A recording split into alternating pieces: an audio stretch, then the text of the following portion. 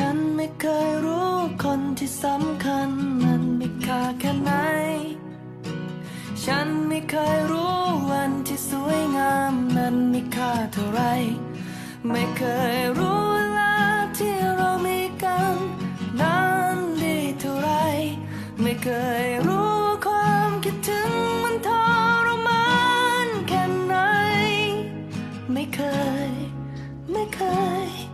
ไม่เคยเราจะคิดถึงคนที่สำคัญเมื่อต้องจากกันไปเราจะคิดถึงวันที่สวยงามเมื่อเวลาผ่านไปจะคิดถึงเวลาที่เรามีกันเมื่อเธอต้องไป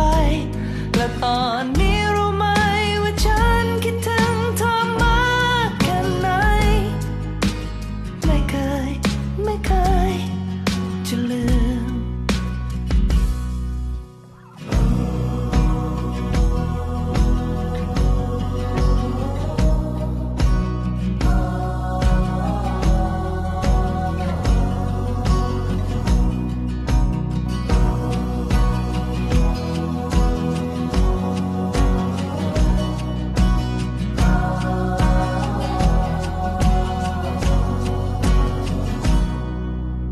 ฉันไม่เคยรู้คนที่สำคัญ